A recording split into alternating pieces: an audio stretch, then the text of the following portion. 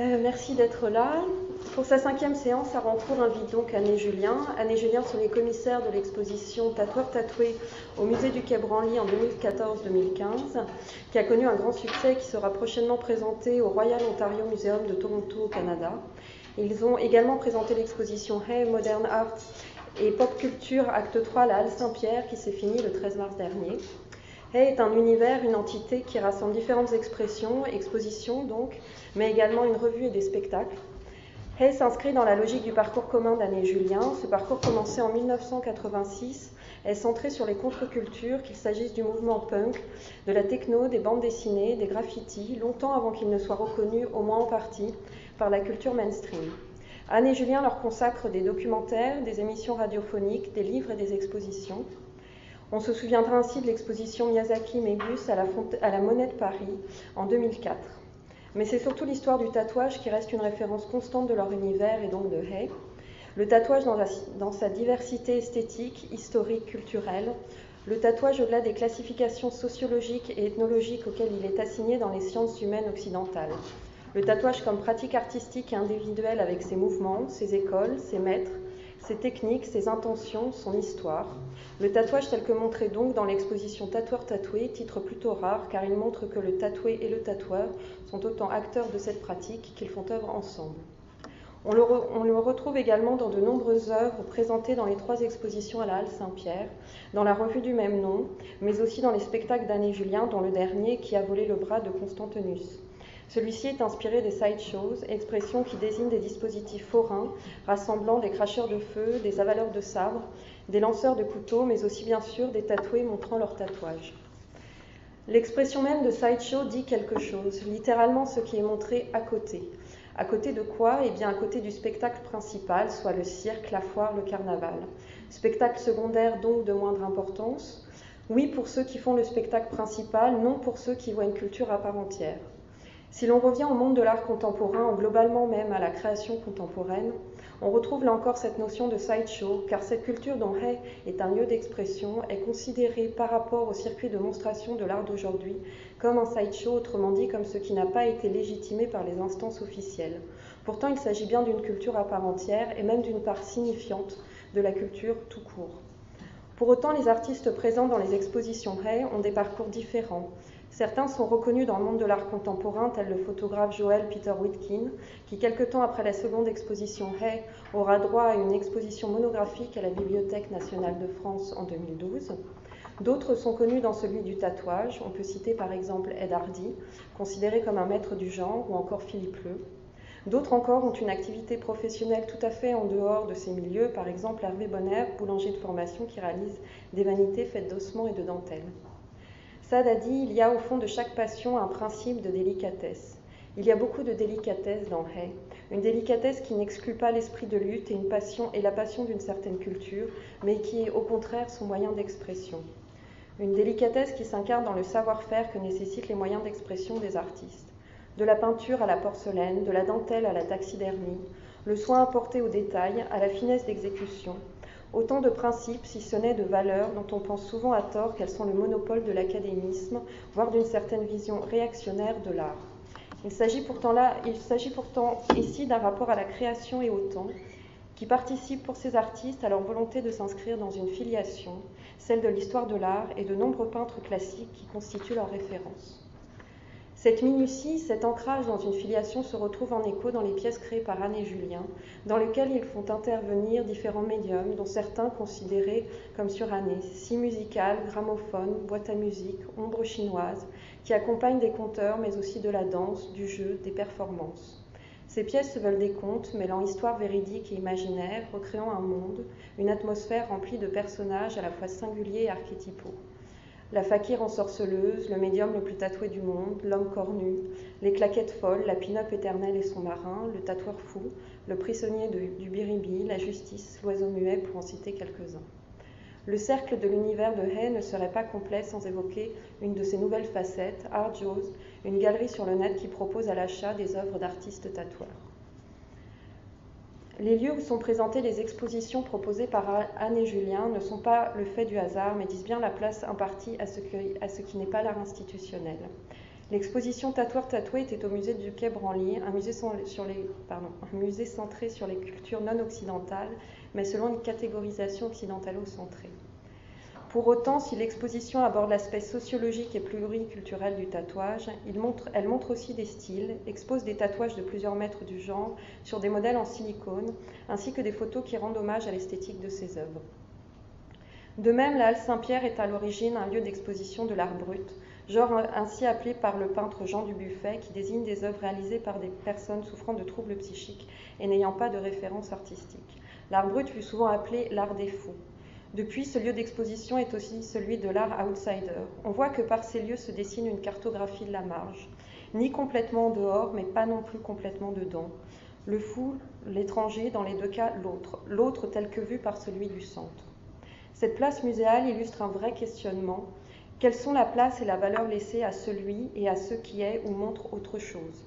Quelle est justement la marge d'évolution de ces catégorisations, de ce regard? La marge n'est-elle pas aussi un lieu de liberté, une place voulue, choisie? Pourtant, l'ouverture depuis quelques années de ces lieux institutionnalisés aux artistes présentés par Anne et Julien montre que le circuit officiel de l'art n'y est plus complètement hermétique, même si l'histoire de l'art y est encore peu réceptive. Nous avons créé ce séminaire d'art en cours pour montrer ceux qui font l'art d'aujourd'hui de façon différente, proposant un nouveau regard sur les œuvres ou les structures.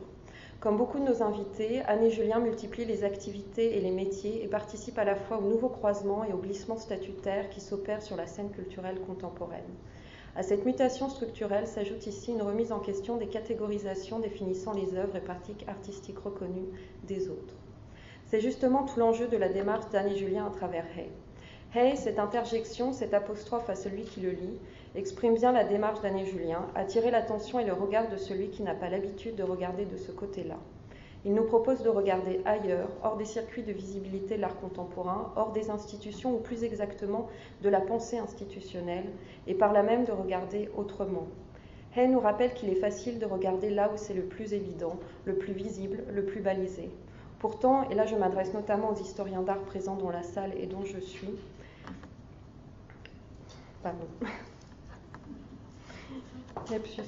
oubli intéressant, excusez-moi.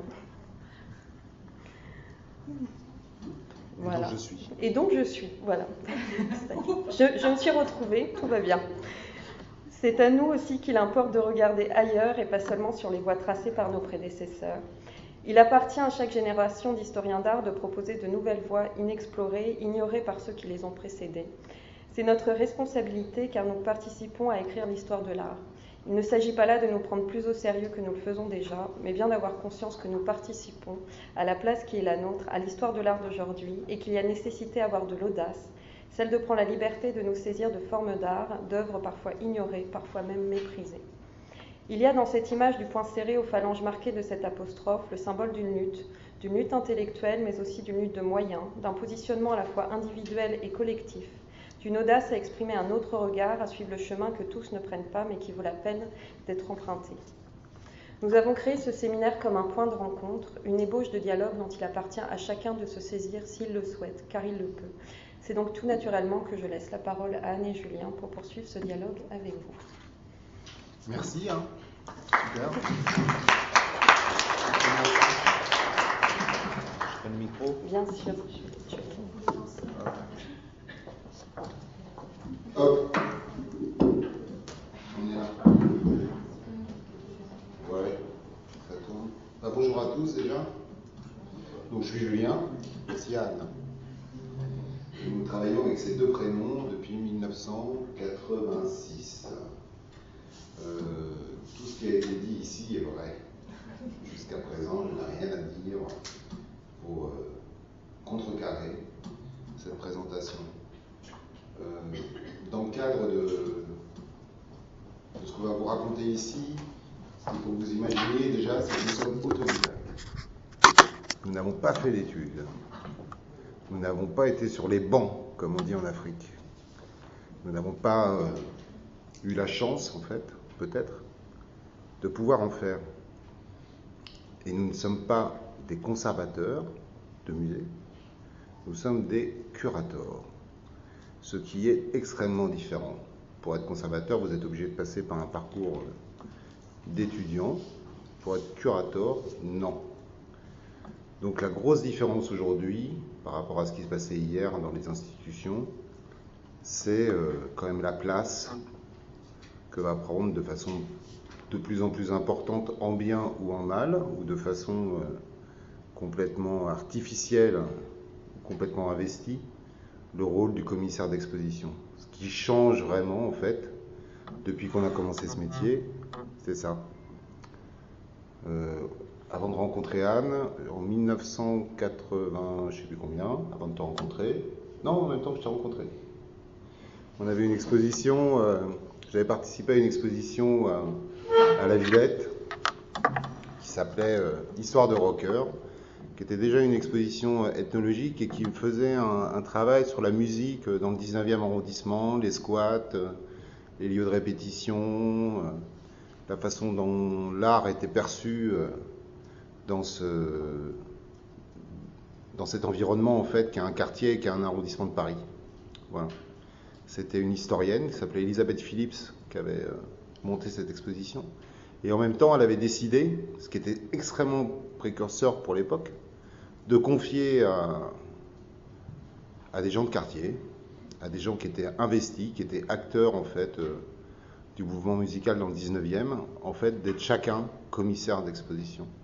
C'est la première fois en fait que j'ai rencontré à cette époque quelqu'un qui a pris au sérieux en fait l'émergence de gens avec un savoir de terrain et une intelligence populaire et qui s'est permis en fait de le revendiquer avec nous tous qui étions du quartier. Alors il y avait aussi bien les garçons bouchers que moi, que des photographes, des gens de bande dessinée, des gens très différents, et puis Anne. Qu'est-ce que je peux dire d'autre après ça? Je trouve que c'est très joliment écrit en fait ce que tu as proposé au début de cette session. Bravo. Et je pense que c'est très joliment écrit parce que notre travail te touche. Et je pense qu'en fait un très bon commissaire d'exposition, en fait la base du commissariat d'exposition, c'est de savoir éclaircir ce que la nature de votre geste en fait, c'est-à-dire la nature de ce que vous voulez réellement transmettre. Qu'est-ce que c'est réellement que la transmission?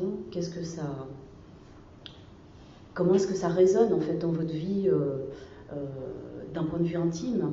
Et qu'est-ce que vous voulez réellement faire circuler? Qu'est-ce que vous voulez véhiculer? Quelles sont les idées qui vous tiennent tellement à cœur que vous réussissez à les formuler à travers ce que vous croyez être le plus précieux, c'est-à-dire l'art. Voilà, donc ça c'est vraiment...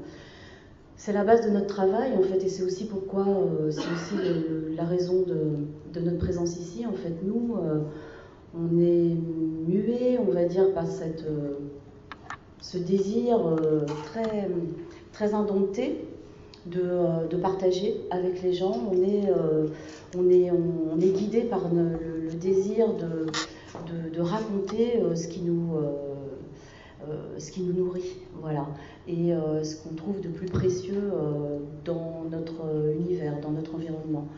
Et c'est né d'un refus catégorique de ce que propose la société dans laquelle on vit et de ce que propose le système éducatif tel qu'il a été imaginé, tel qu'il est installé, nous quand on l'a vécu, c'est-à-dire les années en 60, 70.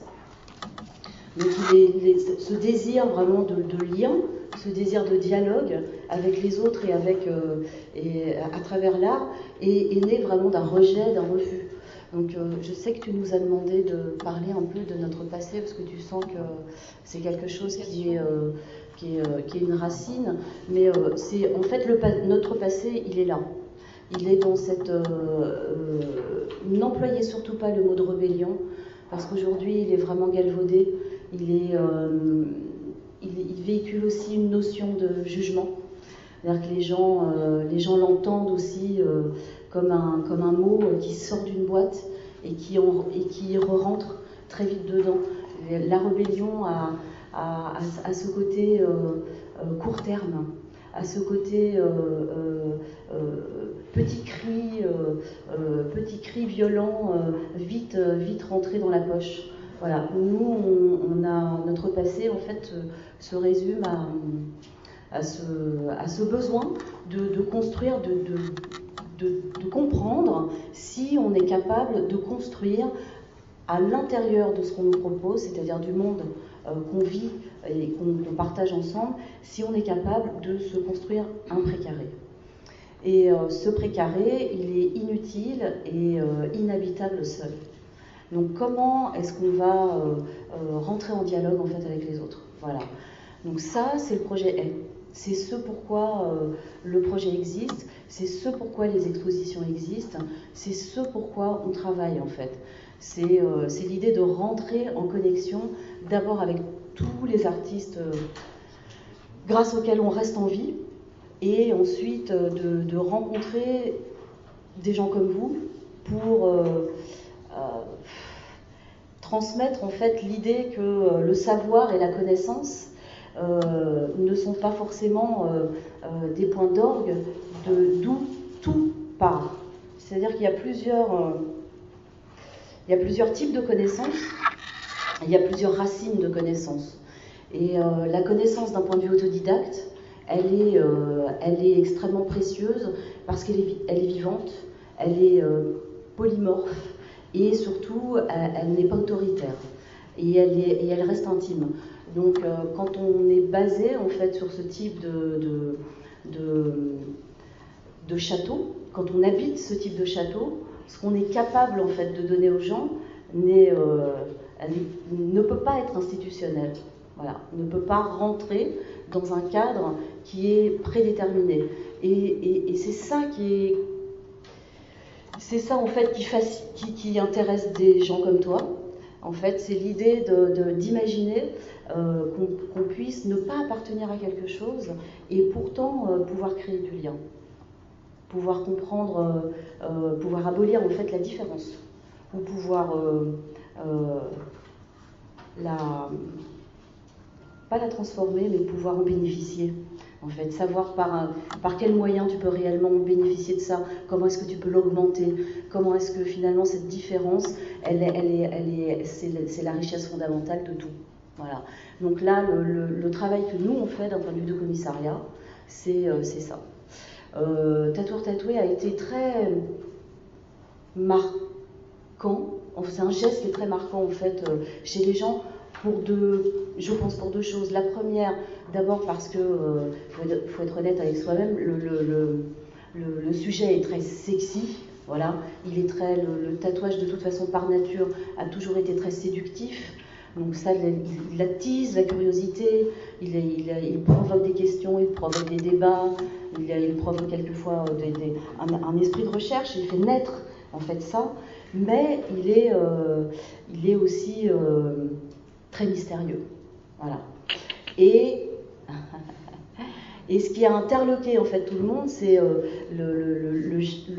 la possibilité qu'on a créée de l'installer au Quai Branly. Voilà. Donc je pense que ça, vous avez envie qu'on en parle. On peut en parler, mais je vais répondre aux questions sur ce champ-là, puisqu'on a ouvert un dialogue sur presque 2 ans, en fait, sur ce territoire. Et donc maintenant, mon intérêt à moi, excusez-moi, mais mon intérêt à moi, en fait, c'est de vous entendre sur ce sujet-là, pour pouvoir répondre à vos curiosités, si vous avez déjà lu là-dessus. Voilà. Des questions? Donc on continue sur le projet M. Mais peut-être, enfin, Vas-y, est-ce que tu as des questions? Je vais la reprendre dans ta voix pour que tu vas-y.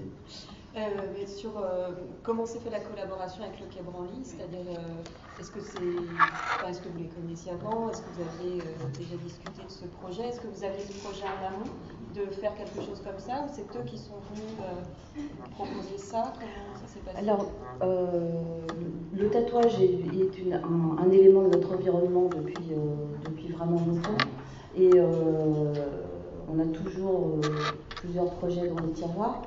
Donc ça c'est. Tu siffles un peu, je fais là.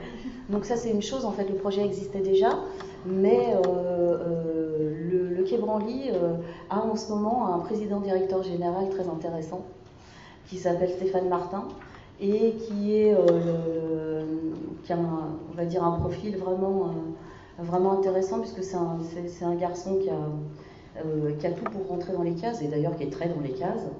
Et d'un point de vue personnel, c'est quelqu'un de brillant de toute façon, et qui négocie. Voilà.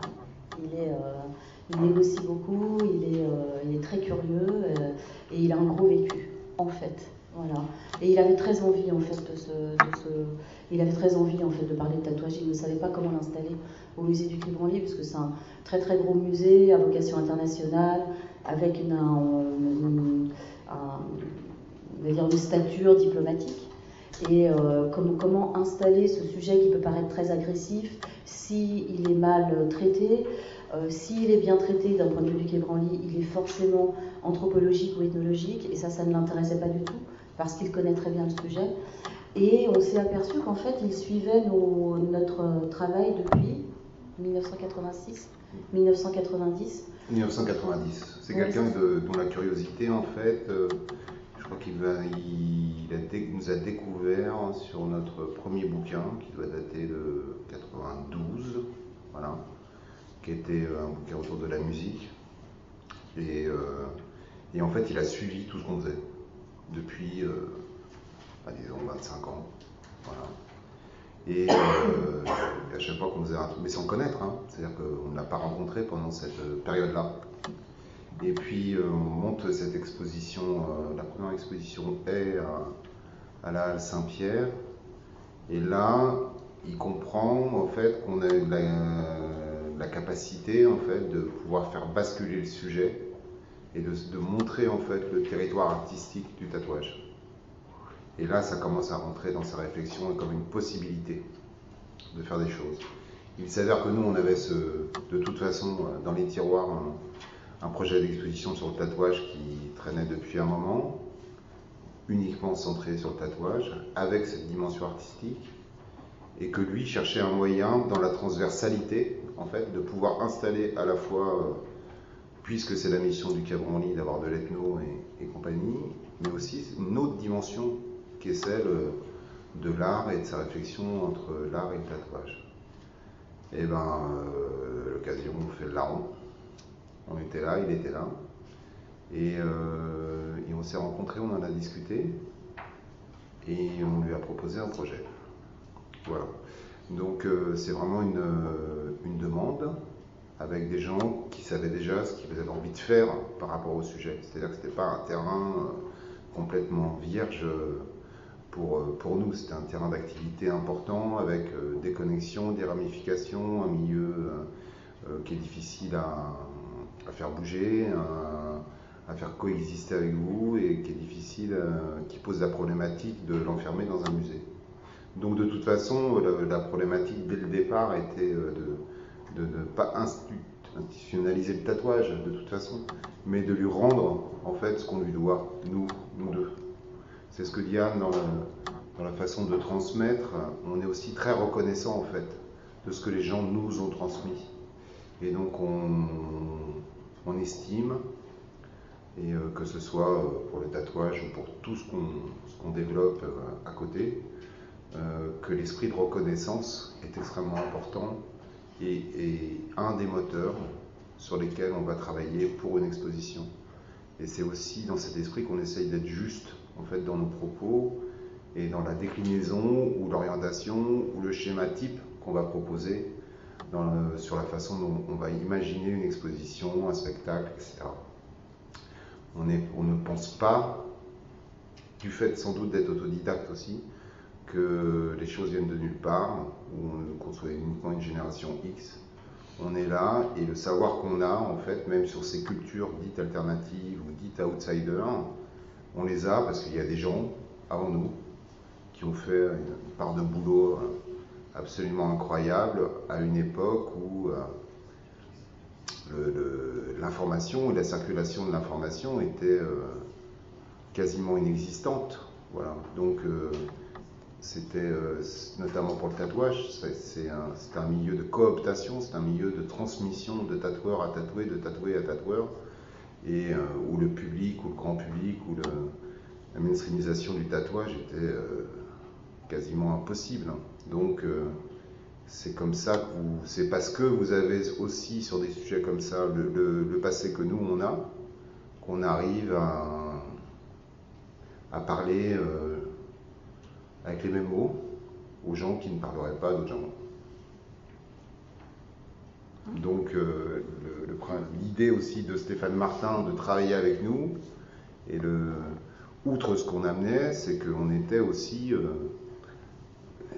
radicaux que le sujet. Aussi radical que le sujet, et que donc il y avait plein de choses qu'on n'allait pas laisser passer et qu'on n'allait pas accepter parce que d'un point de vue déontologique et éthique pour nous et par rapport au sujet, il était hors de question qu'on aille sur certains axes. Donc on peut dire qu'on a eu, mis à part les problèmes de budget qui sont inhérents à chaque exposition, une liberté absolument totale. Donc on peut revendiquer en tant que commissaire, en fait, cette exposition à 100%. Ce qui n'est pas évident sur certaines institutions, sur des lieux avec lesquels vous allez travailler. Donc nous, il est impossible en fait de ne pas pouvoir, à la sortie d'une exposition, de ne pas pouvoir la revendiquer à 100%. Donc puisque nous, on est indépendants, on n'est pas lié à un musée ou lié à une institution, il faut absolument qu'on s'y retrouve, quoi. On s'y retrouve parce que de toute façon, c'est notre sang en fait. C'est inhérent à nos vies. Donc c'est quelque chose sur lequel on va travailler de façon staccanoviste toute notre vie. C'est pas parce qu'on a monté une expo sur le tatouage que le tatouage disparaît de nos vies. C'est comme sur notre peau, quoi. Il est vraiment, on est intrinsèquement liés. Mais le tatouage n'est qu'un des éléments en fait qui nous fait courir. J'ai une question sur, vous parliez des axes qu'on vous a proposés éventuellement, enfin du dialogue qu'il y a eu autour de la façon dont vous avez présenté l'expo et du discours qui en résulte. Est-ce que vous auriez des exemples, par exemple, d'axes qu'on vous a proposés qui vous convenaient pas parce que justement c'était une lecture peut-être trop partielle, trop partiale, trop institutionnelle? Tu parles de tatoueur tatoué, oui, hein, toujours.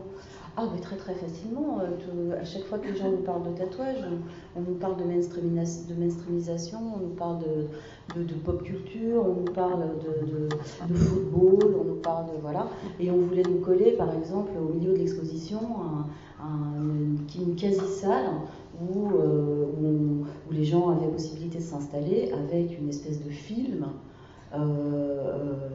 Sur du non-tatouage, de gens tatoués, des montages de publicité, enfin, tout ce qu'on combat, en fait. Hein, voilà. Donc ça, par exemple, on s'est battu pendant plusieurs mois et on a réussi à reléguer ça dans une toute petite salle en bout de parcours où il fallait vraiment être idiot pour y aller regarder. Et ça prenait 2 minutes 30. Et ça prenait 2 minutes 30 alors montage fini. Hein. Alors qu'il y avait... il était prévu que ce soit un film très sérieux, quoi. Oui, comme je suis idiote, je suis allée le voir en fait. C'est bien. Voilà. Ou alors j'ai une conscience professionnelle, voilà. Et effectivement, c'était intéressant parce que quand même, il y a ce tout petit film, mais ce qui est intéressant, c'est l'autre film qu'il y a sur l'esprit sideshow avec le spectacle, etc., qui est plus en début d'exposition. Que vous avez montré, oui, qui est là pour le coup plus l'histoire du tatouage. Oui, alors ça, ça fait partie des choses qu'on voulait effectivement installer. Quoi qu'il arrive, après, on a beaucoup de regrets, puisqu'il y a beaucoup de films en fait, qu'on voulait montrer, en tout cas des extraits. Et comme le dit Julien, c'est une question de budget. Donc les choses prennent de la minceur. Au fur et à mesure du projet, il y a de l'effeuillage, voilà. Et il y avait tout un tas de films en fait qu'on voulait vraiment montrer, de gens tout à fait extraordinaires qui font partie du sideshow, soit contemporain, soit on va dire moderne, hein, puisqu'on avait des images qui dataient aussi des années 1930 qu'on n'a pas réussi à négocier et qui étaient vraiment formidables. Voilà, l'exposition en fait, cette exposition elle est vraiment sous-tendue. Ça, je pense qu'un très bon commissariat est un commissariat qui est sous-tendu par une notion de cœur, en fait, très profonde. Si vous n'êtes pas engagé dans une écriture très sérieuse, avec une direction très claire au niveau de réussir à joindre ce qui est la préoccupation, les questionnements intellectuels et le fond du cœur, votre exposition sera vide. Il manquera quelque chose, c'est-à-dire que les gens, en fait, quand ils vont voir leur exposition, pourront aussi passer à côté de son sens. Ce que vous mettez d'un point de vue de l'écriture et du suivi de l'exposition jusqu'au dernier bouton cousu, c'est vraiment le vrai gage de transmission de votre sujet. Quand vous portez un commissariat, vous portez un sujet. Vous mariez en fait avec un sujet. Vous essayez de le défendre jusqu'au bout, vous déterrez des questionnements et vous essayez de discourir. Quand vous oubliez en fait le sens de ce que vous faites, l'exposition est vide. Je dis ça parce qu'il y a vraiment beaucoup d'expositions qui sont tellement ennuyeuses par des gens qui croient faire des choses tellement géniales et qui font perdre du temps aux visiteurs, vraiment réellement. Là, Tatoueur Tatoué, c'est une chose, on aime ou on n'aime pas, mais moi, je sais ce que j'ai fait. Voilà. Et je peux regarder n'importe qui dans les yeux et lui dire que j'ai beaucoup réfléchi avant d'épouser le Quai Branly pendant 2 ans. J'ai épousé le Quai Branly pendant 2 ans parce que je savais pourquoi le tatouage avait besoin de cette exposition. Cette exposition, je ne l'ai pas faite pour nous. Je ne l'ai pas faite pour l'inscrire dans un parcours de carrière. Je l'ai faite parce que le sujet qui fait partie de ma vie et auquel je dois tant, d'un point de vue de mon épanouissement personnel, ce sujet vit un moment charnière en fait de son histoire contemporaine et donc a absolument besoin qu'on formule le discours qu'on voulait formuler. Quel est-il? C'est que le tatouage n'est pas simplement un objet séductif, ça n'est pas simplement un sujet ornemental, ça n'est pas un sujet uniquement sociétal ni médiatique. Le tatouage peut être regardé d'un point de vue artistique. Et ceci depuis, on va dire, le début du 19e siècle. C'est très extraordinaire et cela, c'est un mécanisme en fait, quand vous observez le tatouage, vous observez les mécanismes qui sous-tendent toutes les sous-cultures en fait qui nous intéressent, tout ce qui a été beaucoup et longtemps considéré comme des sous-cultures. C'est-à-dire que ce sont des mécanismes qui oublient les véritables figures, les véritables piliers, ceux qui ont créé, ceux qui ont formulé, ceux qui ont écrit les tables de la loi. Aujourd'hui, c'était très important de pouvoir vraiment déverser toute cette connaissance après l'avoir vérifiée, synthétisée, analysée, puisque le tatouage ne bénéficie que de très peu d'experts au monde, d'un point de vue de l'histoire contemporaine et moderne. Et quand vous plongez en fait dans cette histoire à 2 mains, vous vous apercevez qu'il y a des Picasso et des Matisse et des égéries, des écoles non pas graphiques, des écoles picturales, que toute cette histoire-là suit exactement, épouse exactement les mêmes mécanismes que l'essor de toutes les écoles en peinture de l'histoire de l'art. C'est tout à fait passionnant. Et c'est mal regardé parce que ça n'était pas très regardable. Et aujourd'hui, parce qu'on croit que le sujet est très regardable, parce qu'on a l'impression de le comprendre, on ne s'aperçoit pas, on ne comprend pas la profondeur de son histoire. Encore une fois, d'un point de vue moderne et contemporain. C'est ça, en fait, qui a intéressé le Quai Branly. C'est ce propos-là, c'est cette histoire-là, c'est ce regard-là. Et ce regard est très nouveau sur le terrain. Voilà. Et c'est ce sur quoi nous nous sommes vraiment battus pendant 2 ans, en fait, hein, pour ne pas voir étouffer ce propos qui est très difficile à entendre dans le milieu muséal. C'est-à-dire que des mecs qui ont traîné toute leur vie, qui sont malades d'alcool, qui prennent de la drogue à tout va, qui se tatouent, qui sont complètement asociaux, qui ont fait de la prison, qui ne supportent pas toutes les contraintes, qui sont totalement sauvages d'un point de vue de la réalité,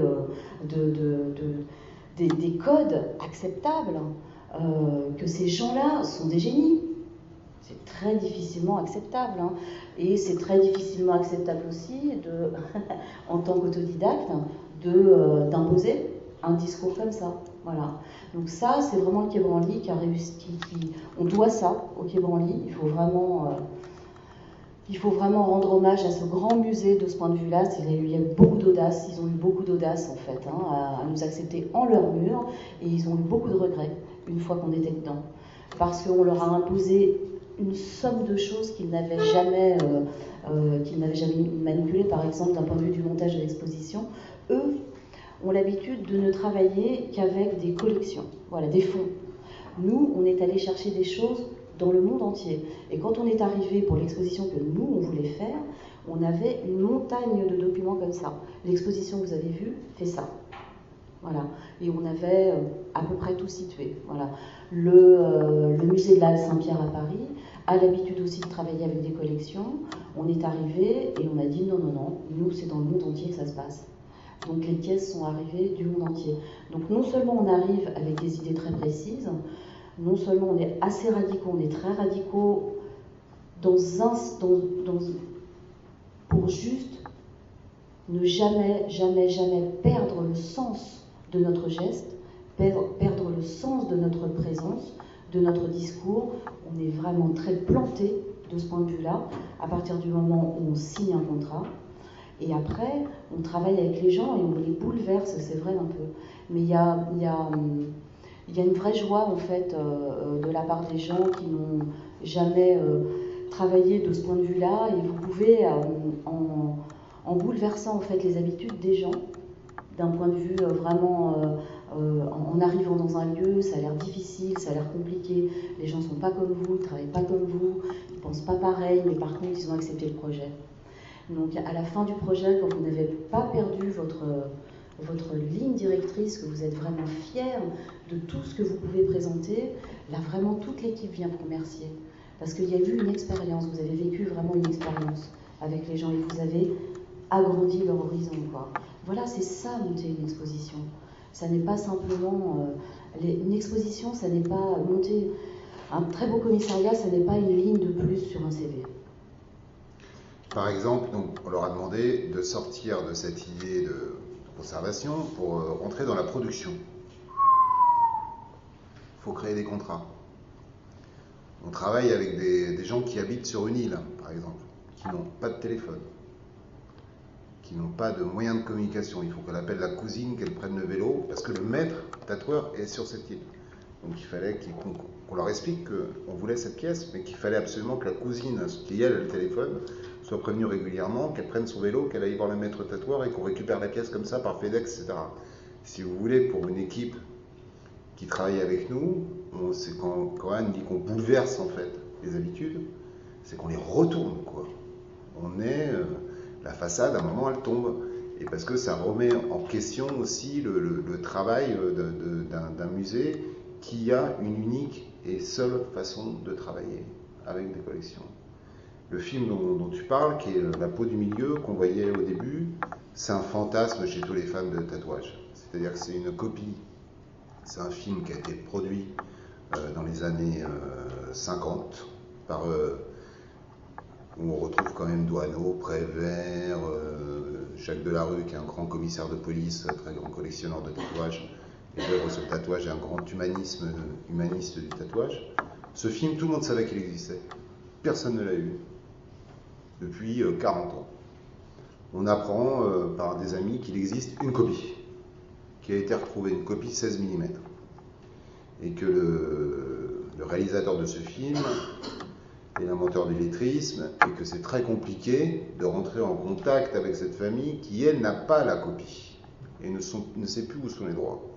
Donc on a obligé Branly, vraiment on ne peut pas dire autrement, à rechercher les droits. C'est-à-dire que, normalement, quand vous avez un film, il arrive, vous avez un visa d'exploitation, vous le prenez, et puis basta, c'est fini, vous le projetez. Là, il a fallu qu'on retourne, dit à Branly, non, on va chercher les droits, il faut qu'on trouve la société, en fait, qui a fabriqué ce film. Donc on est reparti au registre du commerce en 1959, voir qui avait produit ce film, où il était sorti, à qui cette société avait été vendue, qui était le dernier ayant droit connu. Ils n'ont pas le temps de faire ça. Ils font 15 expositions par an. Donc si vous voulez avoir ce film à l'arrivée, il ne faut pas les lâcher, c'est tous les jours.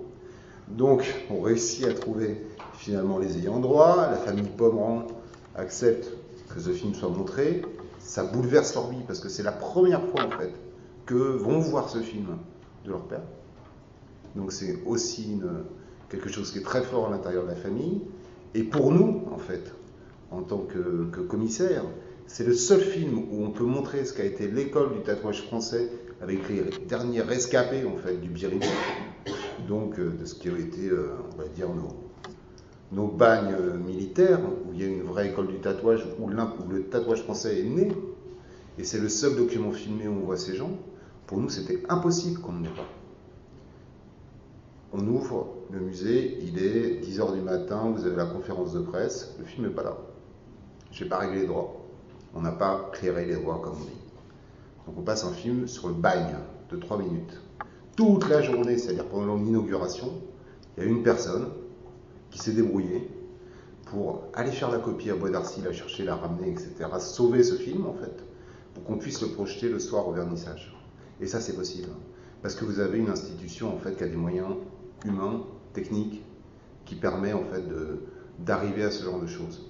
Donc, mais si on avait dit dès le départ, c'est trop compliqué, on ne l'aura jamais, alors que pour nous, c'était une pièce, mais plus que maîtresse, en fait, c'était une pièce de cœur, une pièce d'émotion. Quand on a vu ce film, on a pleuré, nous. Parce que c'est ça aussi, être commissaire, en fait, c'est être confronté, en fait, à un moment, à des choses que vous ne verrez jamais plus de votre vie. Si vous êtes commissaire et que vous pouvez dormir avec un tableau dont vous avez rêvé pendant 15 ans, mais il faut le faire. Il faut prendre ce plaisir, quoi. Il faut prendre ce plaisir de la transmission. Si vous n'avez pas ça, si vous n'êtes pas heureux, en fait, de pouvoir montrer quelque chose, c'est pas la peine de faire un truc. Donc ce film, il est arrivé comme un miracle. Et ça a été notre miracle. Et c'est la première fois, en fait, que les grands maîtres du tatouage en dehors de la France, des États-Unis, en fait, ou du Japon, ont compris que nous avions une histoire, ont compris que le tatouage en France était quelque chose d'important, qu'il avait des bases solides, qu'il était sérieux, qu'il n'arrivait pas de nulle part, qu'on retrouvait en fait une identité à la fois graphique, à la fois dans la façon dont les mots, dont la littérature, en fait, parce que nous on a cette particularité d'avoir un tatouage très parlé, très écrit. On a une identité très forte. Sans ce film, on n'aurait pas pu le démontrer. Parce qu'on l'aurait montré sur papier, on l'aurait montré de façon institutionnelle, mais on ne l'aurait pas montré de façon vivante. Donc en plus d'avoir un document exceptionnel, en fait, le message que vous devez faire passer, il passe par cet élan du cœur, c'est ce que dit Anne. Et ça a été pour... Enfin, moi, Ed Hardy, je crois qu'il l'a vu 50 fois. Il s'est posé, on l'a pas récupéré, quoi. Il n'allait pas aux interviews, il regardait le truc. Voilà, il parle pas français. C'est un moment qui est vraiment magique, quoi. Et l'intérêt du commissariat, en fait, c'est de sortir la bonne pièce. Il n'y a pas de bon commissariat sans bonne pièce. Il n'y a pas de bon commissariat sans cœur, quoi. Il faut chercher ce qui va vraiment être un élément moteur dans la narration de son exposition.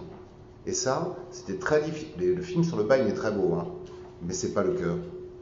C'est pas le cœur du propos, quoi. On ne parle pas du bagne, on parle du birelli. Et les modes de tatouage et la façon dont vivaient les gens là-bas et la façon dont le tatouage s'est installé, il ne s'est pas installé dans les bagnes français à Cayenne ou autres, comme il s'est installé dans les camps disciplinaires de l'armée. C'est un sujet aussi que vous abordez dans votre spectacle. Ah ouais. C'est un sujet qui traverse beaucoup de votre travail de différentes façons. Et du coup, je voulais savoir comment vous passez cette histoire que vous montrez dans Tatoueur Tatoué au spectacle. Comment vous mettez en scène justement le phénomène du birelli par rapport à ce que vous en montrez par ailleurs dans le cadre d'une exposition. C'est très simple en fait, la circulation d'un projet, il est très simple. On a la revue, et la revue est vraiment au service des artistes. Ils montrent ce qu'ils ont du mal à montrer souvent, donc ce sont des photos d'œuvres, et puis on les fait parler, et on a un gros boulot d'écriture, donc de l'editing, pour que vous, quand vous lisez la revue, vous entendez la voix de l'artiste en fait qui parle. Voilà. Donc il y a les questions, nos questions disparaissent, on disparaît derrière la personnalité de l'artiste. On est donc au service de l'artiste, de l'œuvre. Quand on fait un commissariat, on monte une exposition, on est encore au service de l'artiste, mais aussi au service du visiteur. C'est-à-dire qu'on essaye de montrer aux gens qui vont voir nos expositions que l'art c'est magnifique et que ça peut être très drôle et que ça remplit vraiment. Et puis on est toujours au service de l'artiste. Quand on passe au spectacle, on est à notre propre service. Voilà. Après, c'est vraiment une entreprise obsessionnelle. Donc en fait, quand on attrape un sujet, le sujet il ne nous quitte pas. Il ne nous quitte vraiment, vraiment, vraiment pas. Donc on y est depuis 2010. Et à chaque fois, dans nos spectacles, de toute façon, quoi qu'il arrive, on parlera peinture, on parlera dessin, on parlera pulsion créatrice, on parlera de dialogue, on parlera de partage, on parlera de marge, on parlera on fera des numéros difficiles à regarder parce que c'est ça qui nous fait marrer. On parlera, voilà. Donc c'est vraiment une circulation qui est très... qui est très claire en fait et très équilibrante et en même temps assez intime. Le spectacle c'est très très très très très intime. Le spectacle là, vous faites vraiment plaisir jusqu'au bout sans penser à rien d'autre qu'à ça, puisque déjà vous avez à assurer une performance sur scène, donc ça vous occupe bien. Ça vous occupe vraiment vraiment, histoire de ne pas être trop mauvais. Donc après le reste... Si ça plaît, c'est bien, si ça plaît pas, tant pis, on a réussi à le faire quand même. Donc voilà, là, ce ne sont pas du tout les mêmes engagements d'un point de vue personnel. Voilà. La revue est vraiment là pour être lue, elle est vraiment au service des artistes qui ont tellement besoin de visibilité, c'est vraiment c'est un combat de toujours et de tous les temps. Voilà, et puis les expositions, on passe encore à un autre niveau de partage, mais c'est vraiment, vraiment, vraiment pour les artistes et aussi pour les gens. C'est-à-dire que l'idée de Hey, en fait, c'est vraiment... je sais plus ce que je voulais dire. L'idée de Hey. Ouais. C'est vraiment... Oui, parce que je suis partie dans ma tête dans les spectacles. Donc, je il ne faut pas mélanger les deux parce que c'est pas les mêmes territoires. En fait, l'obsession du Biribil, ce qu'on fait, où on est staccanoviste sur un sujet, et c'est-à-dire que c'est un moyen aussi pour nous en fait de rentrer en profondeur dans les choses qui nous touchent. Le Biribi a été... vous lisez les bouquins de témoignages du Biribi, mais vous êtes traumatisés. C'est-à-dire qu'on est déjà dans une dramaturgie tellement, tellement importante. Et du point de vue historique de tout ce qu'on défend, on est aussi dans une phase d'histoire très très forte aussi de ce qu'a été la France, quoi, hein, au XIXe siècle, et de comment les gens étaient considérés, que de toute façon le spectacle, en fait, l'idée du spectacle, l'idée du personnage, l'idée de ce qui va se passer apparaît tout de suite.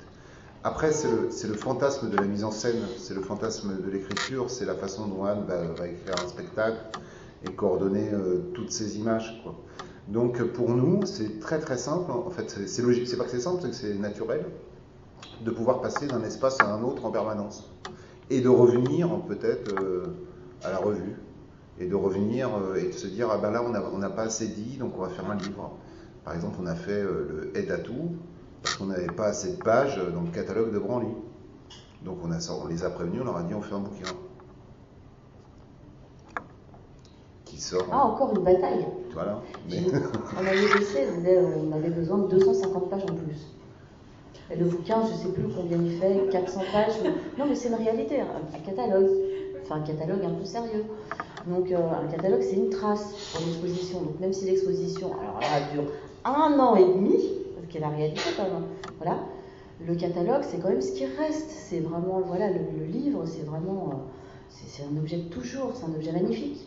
Donc comment est-ce qu'on est aussi performant aussi dans cette idée-là, puisque c'est toujours suivre la logique du sujet.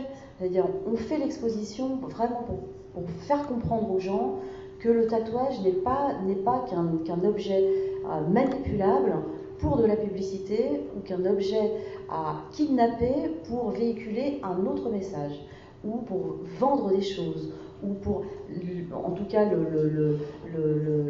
vraiment le kidnapper pour lui faire dire autre chose. Voilà. Donc en fait, le catalogue, c'est la même chose. Donc, dans l'idée de rester, de partir au bout d'un an et demi, comment est-ce qu'on reste dans la mémoire des gens? Et dans ce qui est très important, c'est-à-dire que là, il y a beaucoup de jeunes gens qui commencent à entreprendre des thèses, des maîtrises sur le tatouage, etc. C'est magnifique. Mais où est-ce qu'ils vont pêcher leurs informations?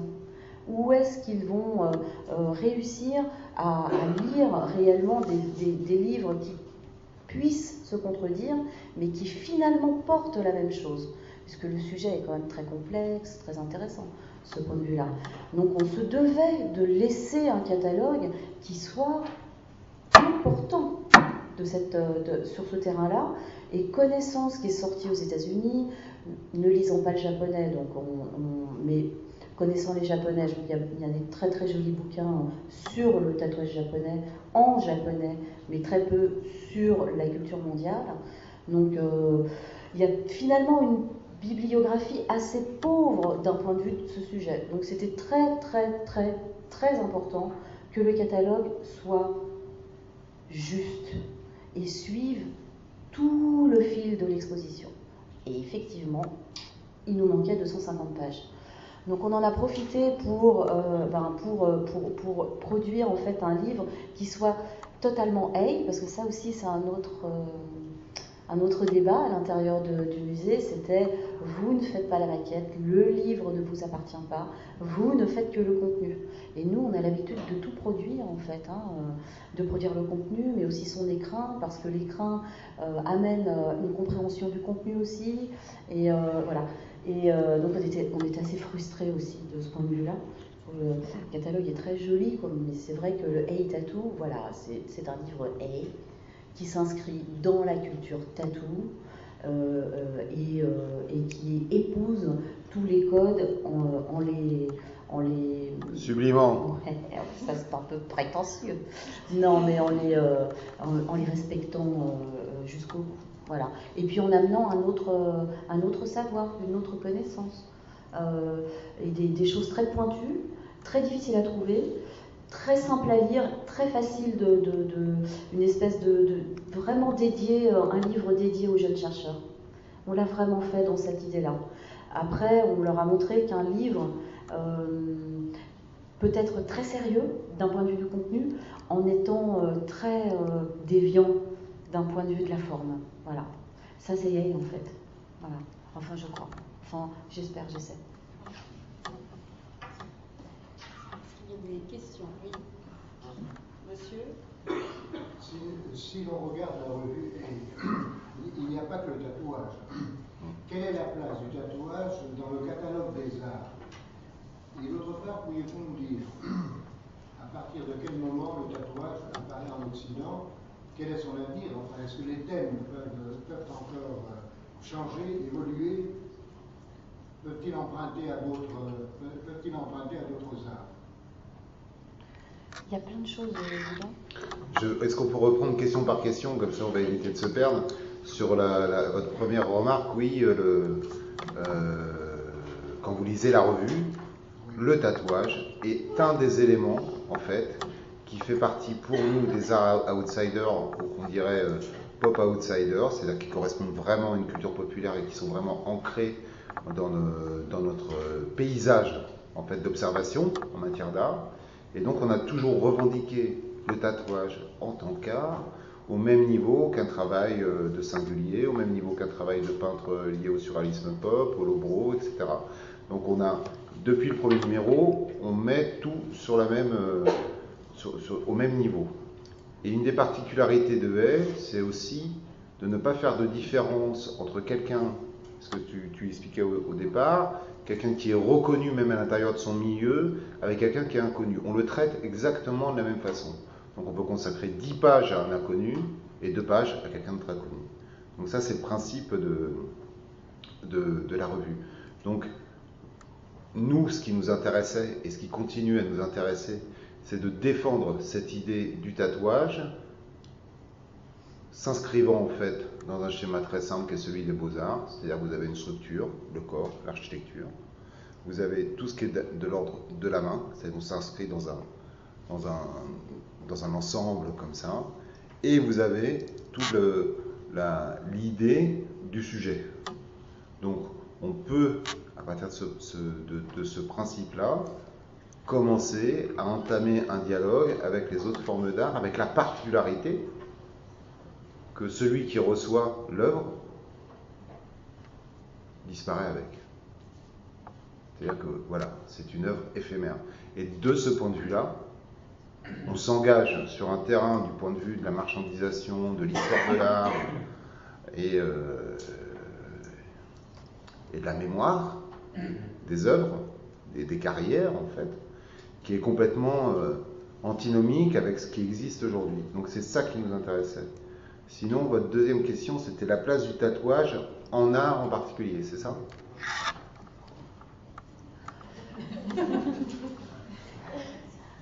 Vous êtes là ? Non, mais en fait, voilà, l'idée, c'est de poser, d'explorer. Je vois pas que. Ouais, non, voilà, ouais. T'as bien là. Je vois le. Non, ça va. Tu vois là. Merci. L'idée, en fait, avec le musée du Quai Branly, qui était très très excitante, c'était à un moment donné de poser un questionnement. Voilà. Parce qu'en fait, dans cette bulle intellectuelle inexplorée encore, ce qui est intéressant, c'est les questionnements. Après, on n'en est pas arrivé à notre terme, c'est-à-dire qu'on n'a pas un discours totalement figé, et c'est justement ça qui est très intéressant et qui épouse aussi la dynamique du tatouage actuel. Et notre questionnement, c'était, alors, le tatouage, finalement, c'est un sujet, c'est une composition, c'est une technique. La peinture, qu'est-ce que c'est ? C'est la même chose. La sculpture, qu'est-ce que c'est ? C'est la même chose. Le dessin, c'est pareil. Donc on est parti en fait de ce postulat et on l'a exploré. On s'est dit, bon, pourquoi et comment on refuse à quelqu'un comme Amoun Diesel, par exemple. C'est un Européen du nord de l'Europe. Quelqu'un qui arrive aux États-Unis et qui dessine et qui tatoue déjà sur les bateaux. Et puis, fin du 19e, pardon. Et il arrive aux États-Unis. Et il a toute une vie avec lui, toute une vie de voyage, toute une vie de rencontre, parce que le tatouage est très déterminé, en fait, se détermine beaucoup de ce point de vue-là, d'un point de vue des rencontres, donc de l'échange, et d'un point de vue les tatoueurs ne sont pas des observateurs immobiles. Ce sont des gens qui, en tout cas à cette époque-là, qui étaient vraiment des grands voyageurs. Et il arrive aux États-Unis avec tout son bagage, qui est un bagage très classique d'Europe du Nord et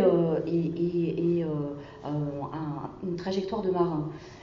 Et il se trouve que ce garçon a une espèce d'imagination totalement délirante et sur des modèles de tatouage qui sont, on va dire, assez couramment tatoués et sur les bateaux et sur les ports, puisque les gens se copient et se recopient, tout d'un coup va créer des sirènes totalement fantasmagoriques, va créer ce qu'on appelle la femme papillon, qui est devenue après un très grand classique en fait en tatouage. Il va créer, en fait, il va avoir des surgissements comme ça d'inspiration. On les reconnaît en peinture, on les reconnaît en dessin, on les reconnaît en sculpture. Pourquoi ne reconnaît-on pas ce geste, ce génie, même si c'est un génie momentané, même si c'est un génie instantané? Pourquoi est-ce qu'on ne sait pas reconnaître en fait ce petit instant, cette étincelle de création? Voilà. Donc après, forcément, on se retourne et là, on essaye de comprendre comment les arts populaires et le geste populaire et la marge, comment est-ce que ces mondes-là sont regardés d'un point de vue, et c'est très très bien, très joliment en fait, dit dans ton texte de départ, entre celui qui regarde, qui est à l'extérieur et qui regarde au centre, et celui qui est au centre et qui regarde à l'extérieur. Donc voilà, tout ça est à explorer. C'est pour ça qu'existe Hey Tattoo, c'est pour ça qu'a existé Tatoueur Tatoué, c'est pour ça qu'on est très content que l'exposition se balade maintenant dans le monde, parce que c'est une grande problématique. Le tatouage est vraiment mondial, hein, une grande internationale, avec beaucoup de gens, de plus en plus de gens qui se font tatouer. Donc c'est très important en fait que le sujet, que ces questionnements-là, voilà, surgissent de terre, puisque nous, on n'est pas seuls à s'intéresser à ce sujet, et on n'a pas toutes les réponses, mais ce qu'on espère, c'est que des gens se lèvent et se disent oui, lui, c'est un très très grand tatoueur de ce point de vue-là. Les années, je dis n'importe quoi, en 1965, c'est lui, de 65 à 67, c'est lui, c'est cet artiste-là qui est important. C'est toute cette filiation-là, en fait, qui n'est pas encore écrite et qui est tout à fait décortiquée d'un point de vue de la peinture, de la sculpture et du dessin. Et dans le champ des arts contemporains, encore une fois, on ne sait pas regarder encore le tatouage de ce point de vue-là. Or, c'est la véritable, c'est là qu'il est vraiment, vraiment intéressant d'aller. Et c'est pour ça qu'on travaille, pour ne pas... Il faut qu'on travaille dès maintenant, parce que ça remonte quand même au début du 19e. Donc il faut quand même qu'il y ait quelqu'un à un moment donné qui se réveille et qui dise... Là, on regarde un peu dans le rétro pour savoir pour comprendre réellement ce qui va se passer dans le futur. Vous demandiez quel va être finalement le futur du tatouage. C'est une très grande question et qui est très complexe et qui est en même temps assez claire d'un point de vue de quand on le vit de l'intérieur. De l'extérieur, en fait, on voit très bien que ça peut devenir un commerce, que c'est devenu presque un commerce comme un autre, qu'on peut tatouer, les gens ont l'impression de pouvoir tatouer, pouvoir devenir tatoueur comme ils veulent, qu'il y a voilà, que c'est un business comme un autre, que c'est une filière comme une autre, allez hop, on y va gaiement, et sans se rendre compte réellement de ce que c'est. Et l'essence même du tatouage, aujourd'hui, c'est on va se faire tatouer, on va s'acheter un tatouage, ou on va chercher son tatoueur. Voilà. Donc ça c'est le futur du tatouage, c'est très important de se rendre compte de ça. Donc on est vraiment face à un grand combat de consommation. Donc c'est une espèce de résumé très vulgaire de tout ce qui se passe aujourd'hui sur la planète. Donc de ce point de vue-là, il était très important de faire et le catalogue et l'exposition, que l'exposition tourne dans le monde entier, qu'on fasse Hey Tattoo, puisque il faut que les gens comprennent quel est le geste qui détermine quand on va acheter son tatouage et servir des choses qui ne servent pas le sujet, qui ne servent pas là, et où se positionne-t-on, quoi. Voilà. On oblige en fait le citoyen, hein, devant ce sujet artistique, on l'oblige à se positionner d'un point de vue militant. Donc ça, c'est vraiment... je m'emballe, mais ça m'intéresse. Et vous demandiez aussi quand est-ce que le tatouage est apparu en Occident. Donc en fait, on a retrouvé la seule trace, on appelle vraiment la seule preuve scientifique, la première et la plus ancienne, c'est une momie en fait, tatouée qui s'appelle Odzi, enfin qu'on a appelée Odzi, et qui a été retrouvée dans les Alpes occidentales, et qui est un jeune homme qui est apparemment tatoué sur tous les points d'articulation. Donc on imagine en fait que c'est un tatouage médicinal. Voilà. Par contre, il est extrêmement... les traces sont extrêmement claires. Voilà. Donc ça, c'est la seule preuve vraiment... il est très très facile d'imaginer que le tatouage est beaucoup plus vieux. Mais par contre, ça c'est la première preuve. En tout cas la plus ancienne. D'un point de vue artistique, dès le 19e siècle, en France, hein, vous avez des gens qui se présentent comme des artistes tatoueurs ou comme des docteurs tatou. Donc on a déjà en fait à coller au terme de tatouage le terme d'artiste ou de professeur. Donc on est avec deux types en fait de tatoueurs très différents qui ont un sens du tatouage et de la façon dont ils vont transmettre le tatouage et travailler, qui va déterminer aussi un développement artistique ou non. C'est-à-dire qu'on est avec un artisan qui a un savoir-faire et qui reproduit parfois de façon absolument excellente quelque chose, mais qui n'a pas, qui ne laisse pas son imaginaire en fait rentrer dans son travail. Et on a déjà des artistes très très forts, très importants en fait, qui le revendiquent ou non. Mais sur l'exposition la dernière exposition de la Halle Saint-Pierre, on a présenté une série de flashs de Bart Grimm et de Tom Berg des années 10 et aux années 30 qui sont d'une modernité absolue. On est avec des très très grands dessinateurs, on est avec des très très grands une composition incroyable. On est aussi avec des gens qui travaillent sur des espaces de chromie par rapport à la peau. C'est-à-dire qu'ils vont quand même aussi, comme un peintre à l'huile ou autre, va avoir une réflexion sur comment on va vivre ou comment on va sécher sa couleur. Le tatoueur, par rapport à l'épiderme, quand il est dans un esprit vraiment artistique, va imaginer aussi son œuvre, en fait, plusieurs mois, plusieurs années, voire plusieurs dizaines d'années après. Aujourd'hui, les gens se font tatouer, repartent, et puis au bout d'un an ou deux, ils vont se faire retaper un tatouage.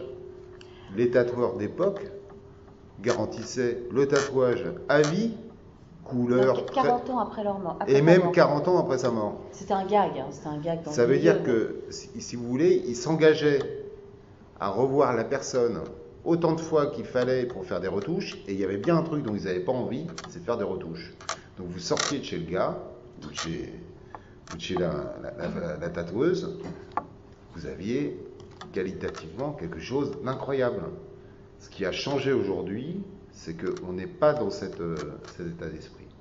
Nous, il nous arrive de rencontrer des maîtres qui ont des tatouages qui ont 40, 50, 60 ans, même des fois pour certains. Bah, rien n'a bougé. La peau a vieilli, mais le trait, la façon dont l'encre a été posée et s'est diffusée, rien n'a bougé. Donc un grand maître tatoueur et un grand artiste tatoueur, c'est aussi quelqu'un comme un peintre, un sculpteur, qui a une vision de ce qu'il est en train de faire dans le temps. Et qui donc, comme un sculpteur ou comme un peintre, utilise des outils qui sont la peau, l'épiderme, les machines, les buses, les aiguilles, avec la même conscience et la même grammaire que n'importe quel artiste qui a des outils à sa disposition. Donc c'est ça qui est extrêmement important et c'est ça qui est en train de changer et c'est ça qui était une évidence pour les tatoueurs des années 50-60 et qui est en train de disparaître. La consommation du tatouage, en fait, aujourd'hui, ce qu'elle provoque aussi, c'est une ignorance, en fait, de ce qu'a été ce travail. Il y a des gens qui se sont battus pour créer des encres, il y a des gens qui se sont battus pour pouvoir faire rentrer dans le monde du tatouage d'autres sources d'inspiration et qui ont revendiqué ces sources d'inspiration, qui ont revendiqué le fait d'aller voir des tribus, qui ont revendiqué le fait de protéger des tribus, de ne pas dire du tout ce qui se passait chez eux, qui ont revendiqué le fait de vivre, c'est-à-dire avec une ethnie ou une tribu de 5, 6, 7 mois pour apprendre une technique de tatouage. On est dans un monde qui a été lui aussi complètement bouleversé. Et c'est normal parce que le monde change, quoi. Sauf que pour ce monde-là, nous n'avions pas les codes. Parce que les codes, en fait, étaient transmis de tatoueur à tatoué ou de tatoué à tatoueur ou de tatoueur entre eux. Aujourd'hui, vous avez une convention à la Villette, là, qui vous fait, il y a 32 000 personnes. Il y a 25 ans, la convention d'Amsterdam, c'était 50 personnes. Donc, on est dans une explosion où, bien sûr, il y a plein de choses qui disparaissent, qu'on n'arrive pas à attraper. Donc, notre rôle à nous, en fait, par rapport, on va dire, aux cultures outsiders comme ça, c'est de dire, il y a des fondamentaux, il y a des gens qui ont construit ce que nous, on est en train de profiter aujourd'hui, gloire leur soit rendue, et on va enfin dire que truc, eh ben, c'est quand même le Zeus de l'affaire. Et donc, on a besoin, nous, de revendiquer, en fait, ce parcours. On a besoin de revendiquer, d'avoir une prise de position très très nette par rapport au fait que on n'est que les héritiers de quelque chose. Et c'est cet héritage, en fait, et c'est la formulation de cet héritage, et c'est la formulation de la façon dont on va pouvoir le transmettre qui nous intéresse. Il y a, oui c'est ça, à la fin des années 80 par exemple, quelque chose qui paraît très extraordinaire aujourd'hui, Robert Crumb, quasiment personne ne connaissait, sauf les gens comme nous. Moebius, tout le monde disait oh, bah, c'est sympa, Blueberry c'est sympa. Et Miyazaki, dans les années 90, tout le monde disait oh, bah, il fait des dessins animés pour enfants. Voilà. Donc nous, en fait, dès les années 80, on essaie d'expliquer aux gens que Robert Crumb, voilà pourquoi il est important, que Moebius, c'est juste un génie français, et voilà pourquoi, et on les exposait déjà tous les deux. Et Miyazaki, on a décidé de l'approcher parce qu'on savait très bien qui c'était.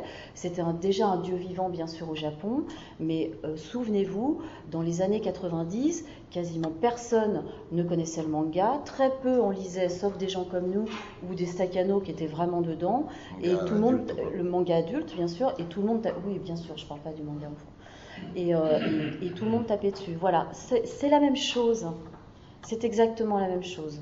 Voilà, on est en fait, alors je pense qu'on est, et là je boucle la boucle peut-être, je sais pas, au niveau du passé, c'est que très tôt, Julien et moi, sans même se connaître, et on n'est pas les seuls, en fait, dans cette génération, on a senti, on a ressenti que nos héros à nous, qui étaient des héros qui appartiennent à la marge, parce que considérés comme, étaient les vrais héros du siècle. Voilà. Et que nous, en fait, on vivait cette culture-là comme étant la culture majeure. Et donc, et la culture qui nous a totalement fondés et soulignés. Donc, on a un caractère à défendre ce qu'on aime, et donc on a plongé dedans. Et on continue à le faire, voilà. Mais je pense que là aujourd'hui on vit une époque où on découvre, et là on a par exemple exposé au musée de la Halle Saint-Pierre sur l'exposition numéro 3, quelqu'un qui s'appelle Richard Corben, que vous ne connaissez peut-être pas encore, sauf si vous êtes fan de comics. Et par contre, Richard Corben, d'un point de vue de son talent, c'est un équivalent de Frazetta. Sauf que Frazetta, aujourd'hui, est totalement installé, et heureusement, magnifique, mais Richard Corben, il lui faudra peut-être encore 20 ans. Mais voilà, et comme ça, il y en a énormément. Donc le boulot de Hay, en fait, ça n'est pas simplement de soutenir les gens qui sont nos contemporains, parce qu'il y a aussi autre chose, c'est qu'on a décidé, nous, de profiter de la chance d'être les contemporains de très grands artistes. Voilà. Donc on essaye de travailler avec eux. Voilà. Donc on n'est pas simplement en soutien des gens aussi qui sont vivants et qui ont de toute façon, quoi qu'il arrive, besoin qu'on montre leur travail, mais on essaye aussi de ressortir des espèces de fabuleux qui sont des très très grands quand on regarde de près, et qu'on a on va dire les clés, les codes pour comprendre leur univers, pour savoir pourquoi et comment ils ont réussi à générer, à exprimer cette forme de peinture, de dessin, de sculpture, de littérature, de bande dessinée. Et voilà, donc on est vraiment le tatouage pour nous c'était totalement égalitaire en fait de ce point de vue-là. Voilà, on embrasse la chose de la même façon. On défend de la même façon Moebius qu'un grand tatoueur suisse qui s'appelle Philippe Leu. Voilà, là on a la chance qu'il soit encore vivant, on a la chance qu'il tatoue encore. Peut-être que bientôt il sera plus là. Donc on se fait un devoir en fait, de travailler là-dessus et d'expliquer aux gens pourquoi il est important.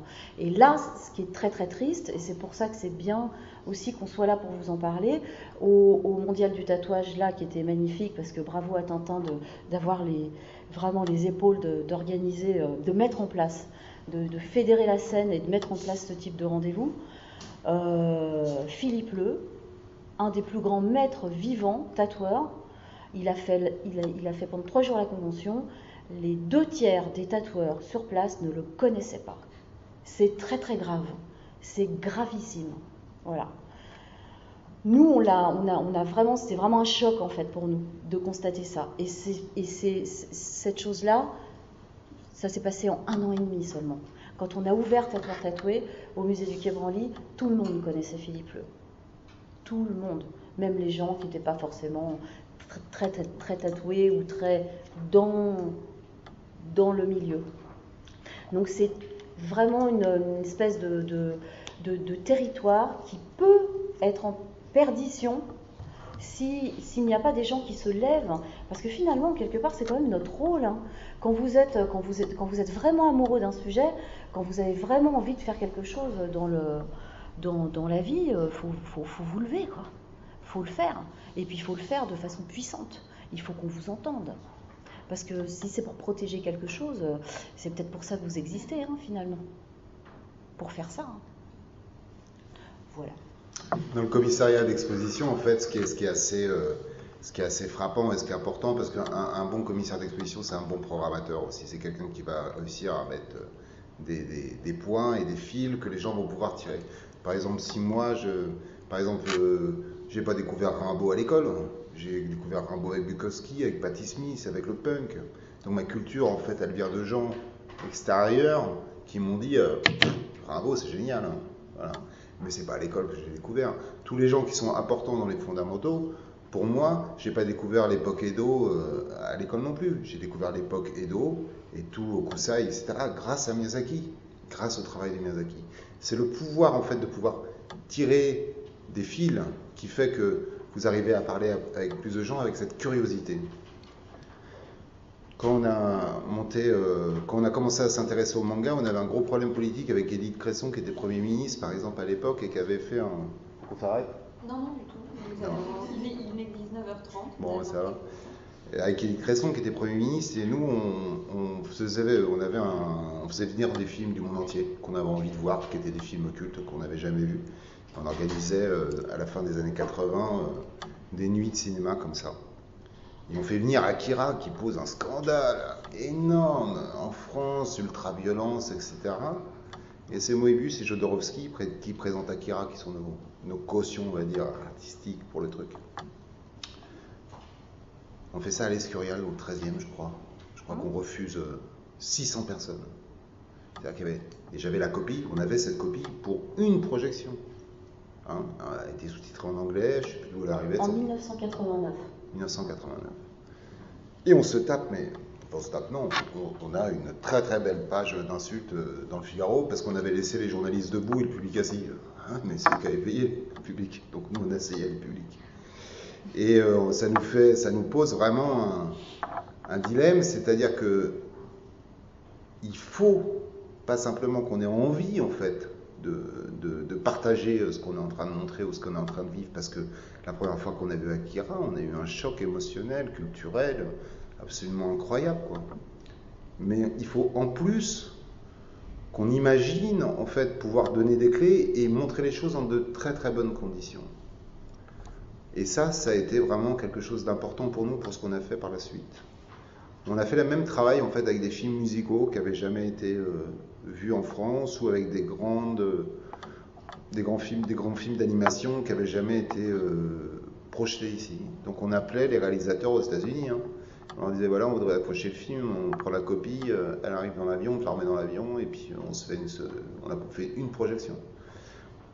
Il n'y avait pas de DVD, il n'y avait pas Internet, tous ces films-là n'existaient même pas sous format vidéo, donc personne n'avait vu ces films. Le nombre de films qu'on a partagé avec les gens, c'était absolument délirant. Et on avait des gens du monde entier, en fait, qui acceptaient de nous prêter une copie. Parce qu'ils savaient qu'on n'allait pas faire du beurre dessus ni la copier. Mais qui acceptaient cette idée du partage. En France aujourd'hui, là, le fait de travailler avec des étrangers, des artistes étrangers, japonais, américains, hors de la France, en tant que commissaire d'exposition, pose un problème. Parce que nous, on adore l'exception culturelle française et on la défend, on la défendra toujours, mais elle ne doit pas créer une intolérance par rapport aux autres formes d'art. Or, aujourd'hui, cette exception culturelle française a une tendance quand même à nous poser un problème, c'est-à-dire qu'on a du mal à se remettre de l'arrivée des Américains en 1944, quoi, en gros, hein, voilà, et on se dit, mais on est dans un environnement de sous-culture, c'est-à-dire que ce qu'on nous amène comme première image, c'est la sous-culture. Le manga, c'est une sous-culture. La bande dessinée, c'est une sous-culture. Tout ce qui était lié, Mark Ryden, c'est une sous-culture. Tout ce qui est lié aux mouvements musicaux, au rock, etc., c'est une sous-culture. Parce qu'elle n'est pas née chez nous.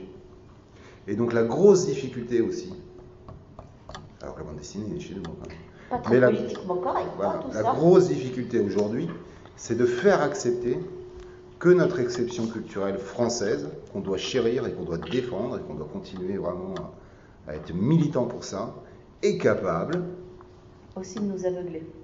Et d'empêcher de rencontrer d'autres formes de culture et de ne pas provoquer de rencontre, quoi. D'empêcher la rencontre. Et ça a toujours été une problématique extrêmement importante quand on a été confronté à certains musées. Nous avons une vision du monde entier. On n'a pas une vision autocentrée sur l'Île-de-France, quoi, et les dracs et les fracs. Donc, il y a un moment, il se passe plein de choses ailleurs, quoi. Pourquoi est-ce qu'on n'aurait pas, si on en a la possibilité, la capacité et l'envie de le montrer? Et si on regarde des revues de presse, même sur des trucs qu'on a fait, hein, tous les artistes étrangers, eux, c'est des Picasso et des Picassiettes de chez eux. Ici, tout le monde s'en fout. Mais ils s'en foutent pas parce que leur boulot est pas bien. Ils s'en foutent parce que ce n'est pas politiquement correct, en fait, de revendiquer, en fait, cet état de fait sur les artistes étrangers. Donc il y a ça aussi à prendre en compte, c'est-à-dire que le militantisme et le combat que vous faites, quand vous installez une œuvre et quand vous êtes en dialogue avec une œuvre de cœur, quoi, elle se heurte aussi, du point de vue de la société, à ce genre de difficultés qui sont sous-jacentes, mais très très fortes et très pernicieuses, dans la façon dont on va pouvoir promouvoir une exposition, communiquer sur une exposition, et rencontrer un public plus en plus large. On a fait 800 000 personnes à Branly en visiteurs. Philippe Leu est connu il y a 1 an et demi. Philippe Leu n'existe plus aujourd'hui. Ça pose quand même une question. Ça veut dire que c'est pas parce que vous avez fait 800 000 visiteurs que vous êtes les rois du monde. C'est qu'à un moment, il faut continuer, quoi. Il faut enfoncer le clou. C'est pas une exposition qui va changer ou qui va permettre, en fait, de révolutionner ce que vous êtes en train de faire. Et c'est pour ça que c'est un travail de sujet avec une récurrence et nous on avance comme ça. On a eu une galerie au début des années 90 en pleine gare du Golfe, là c'était une super idée, et on proposait du graffiti. C'était la première galerie où il y avait du graffiti à Paris. Donc 20 ans après, le graffiti est dans les musées. Et on est pauvre. Et on est pauvre. On est bête, on aurait dû acheter à l'époque, tous nos copains. Et c'était le graffiti, il y avait une campagne de presse anti-graffiti qui était tellement forte, tellement on se faisait insulter à la radio, enfin, c'était vraiment très très fort, hein, ce qui se passait. Et puis voilà, le marché arrive, récupère tout ça, et le polie, et voilà le street art. Attends, qu'est-ce que c'est que cette histoire, quoi? Le petit camion, il est là depuis 1974 à faire des trucs dans la rue, quoi. Pignon Ernest, il faisait déjà ça. Donc, il y a un moment où entre ce qu'on veut nous faire croire et qui est politiquement correct, et on va donner une autre dénomination, en fait, on va déterminer par un nom quelque chose qui existe déjà mais qui devient très poli, eh bien, il y a toujours la radicalité qui est là, quoi. Donc, même dans ce que nous, on défend, en fait, on a des opposants qui sont radicaux avec nous. Par exemple, qui disent, je sais pas, Moi, je refuse ce studio de tatouage ou le salon de tatouage, je tatoue chez moi. Il n'y a pas de problème. Hein.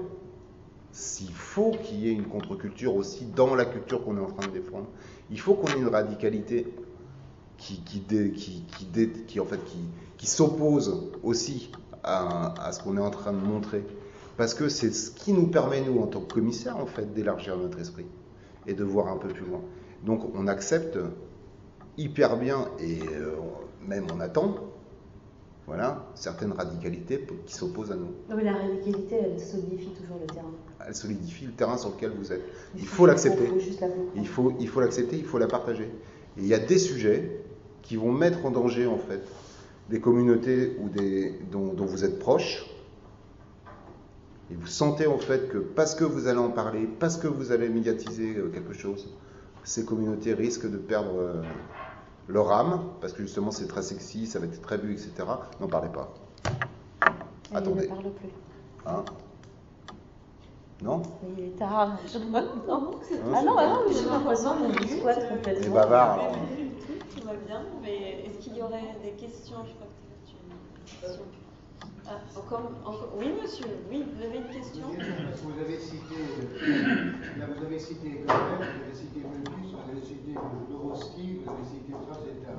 Et la question que je me pose alors à ce moment-là, c'est est-ce que par exemple la revue Métal et Hollande, il y a quelques années, fait partie de votre acquis culturel? Oui.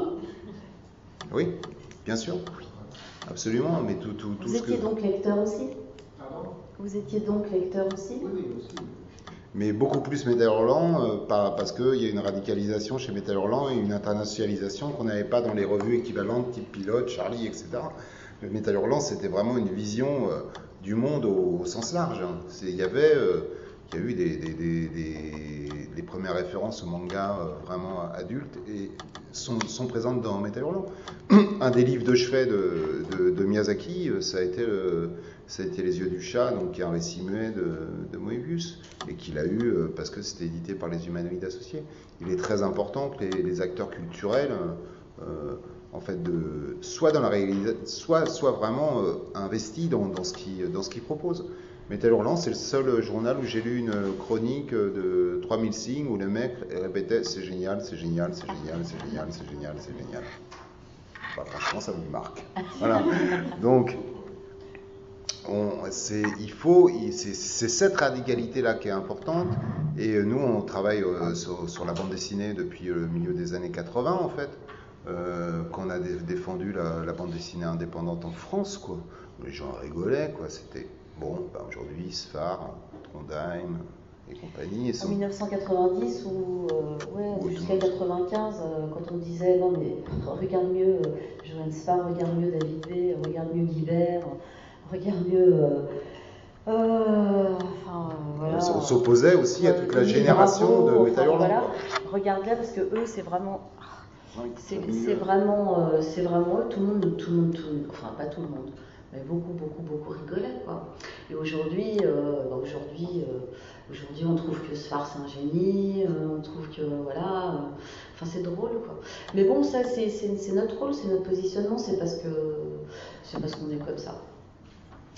Faut qu'on prépare, on prépare on fourbit, voilà, c'est ça, on fourbit les armes pour ceux qui arrivent derrière.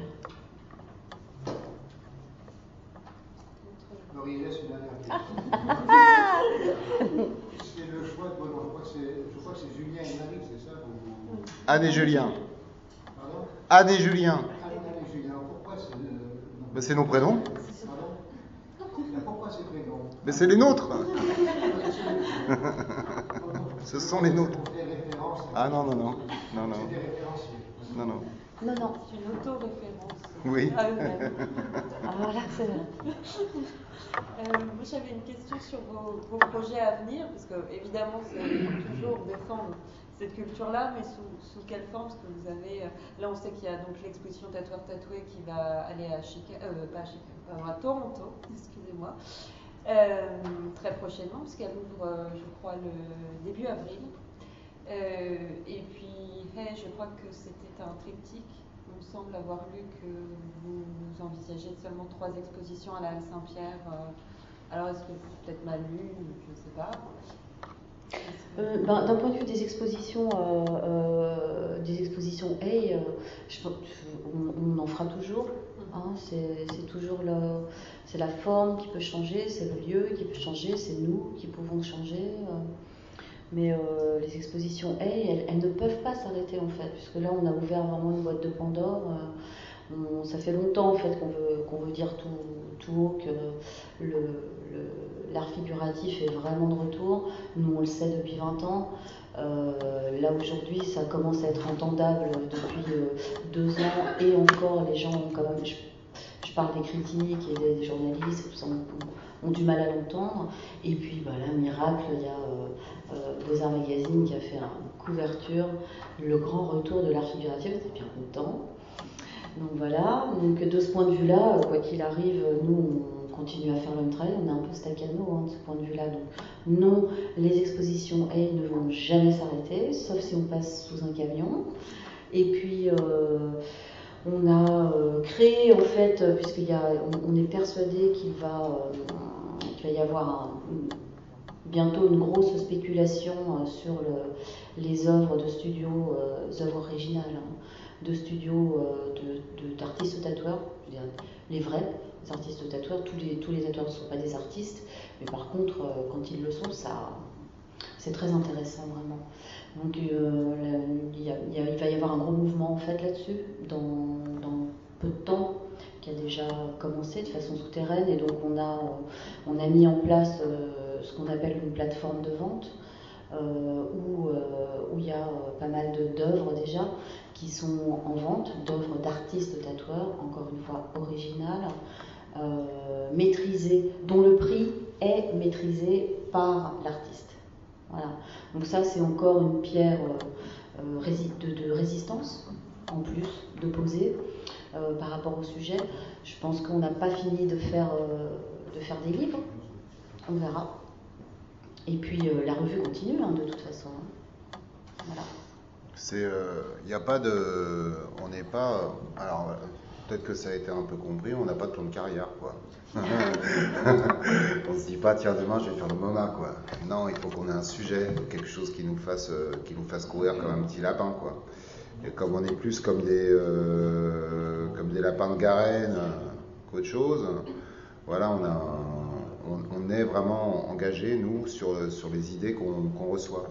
Donc, effectivement, on prépare un nouveau livre en ce moment dont on ne peut pas vous parler là, parce qu'il est tellement bien que c'est trop terrible. Si on doit faire des expositions, il faut qu'on aille jusqu'au bout aussi de notre démarche et qu'on aille à l'étranger les faire. Il faut à un moment être cohérent avec ce qu'on raconte, quoi. Donc, au bout de 5 ans, quand vous menez un projet, c'est un projet artistique, c'est un projet d'auteur aussi. Il faut savoir remettre les choses à niveau et voir où c'est intéressant d'aller, et ne pas rentrer dans une sorte de routine très bien installée, où on est sûr de faire, de connecter un public, et puis de finalement oublier un moment ce pourquoi on est là, quoi. Donc l'idée, c'est aussi de nous remettre en cause, Anne et moi, sur les différents projets, quoi. Le spectacle, c'est pareil, hein. Le spectacle, en fait, il vous remet en selle, il vous remet de côté tout seul, parce qu'il a une vie très très différente d'une exposition ou d'un livre. Donc il est toujours très violent dans sa façon dont il remet les créateurs de spectacles en cause, et c'est une super école. Voilà. Et puis se remettre en cause, ça évite d'imaginer en fait que ce qu'on fait est éternel et forcément intéressant. C'est ça, hein, c'est pas parce qu'on fait 800 000 visiteurs qu'on a le truc du siècle, quoi. Alors que sur le papier, oui. Mais ce qu'on va transmettre, comment ça va bouger, quelle ligne ça va faire bouger, c'est ça qui est forcément intéressant, quoi. Et le souvenir, et ce que les gens emmènent d'un point de vue imaginaire. Nous, une de nos plus grandes satisfactions d'exposition, c'est de voir les gens sortir de nos expos avec le sourire. Mais c'est cucu, hein. C'est cucu, hein, mais je vous jure que c'est super. Quand on est à la sortie, là, et nous on se cache et tout, puis on écoute les gens. Je le fais plus, je le faisais. On le fait quand même un peu de temps en temps. C'est vraiment ça qui est important. Et c'est ça qui est primordial. Le reste existe en dehors de vous, quoi. Le reste, transmettre de la joie, waouh.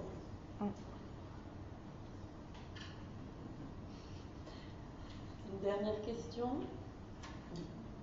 Oui, c'est peut-être une question qui fâche parce qu'on n'en a pas tellement parlé en fait, mais hier j'étais à l'exposition enfin, vernissage de Marion Peck.